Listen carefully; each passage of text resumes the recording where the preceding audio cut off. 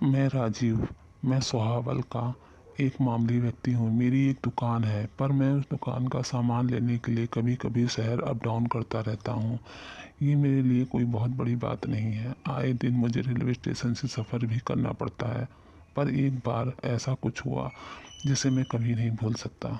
एक बार शहर से लौटते समय ज़्यादा देर हो गई। उस दिन मैं अपने दोस्त पुनीत के साथ था।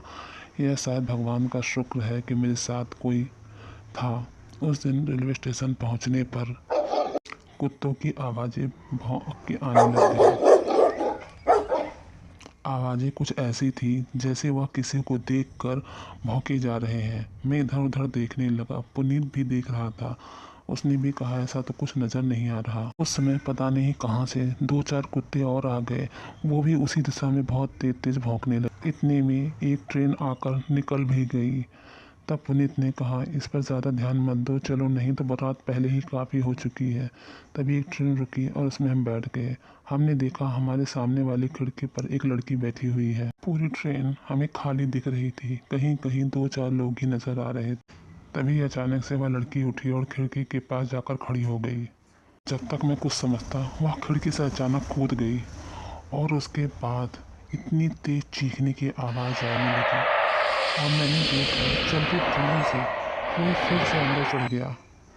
पर उसे देखकर मैं और पुनीत बिल्कुल डर गए। पुनीत ने कहा अबे यार ये क्या था?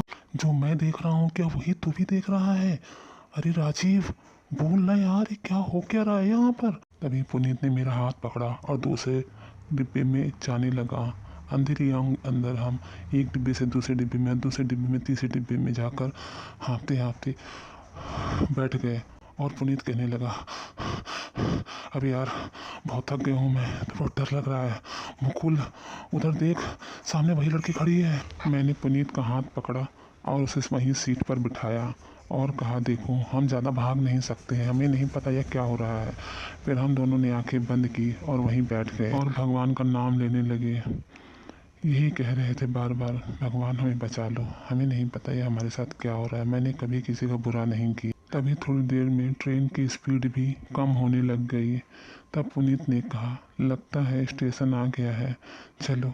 अब ट्रेन रुकने के बाद हम उतर गए और दोनों साथ साथ चलने लगे। उसके बाद हमें कुछ अजीब सी आवाज़ें आने लगी पीछे से। मैंने देखा पुनीत भागते हुए आ रहा है और आकर उसने मुझे झकझोरा। अरे राजीव क्या कर रहा है? अरे अभी ट्रेन चलेगी, थोड़ी देर के लिए रुकी है। अभी कहाँ आ गया हमारा घर? हो क्या गया तुझे? चल चल जल्दी चल। तब वो मेरा हाथ पकड़कर ट्रेन में वापस ले गया। उसके बाद आगे जाकर जब हमारा स्टेशन है वहाँ हम उतर गए और किसी तरह सुरक्षित घर पहुँच गए।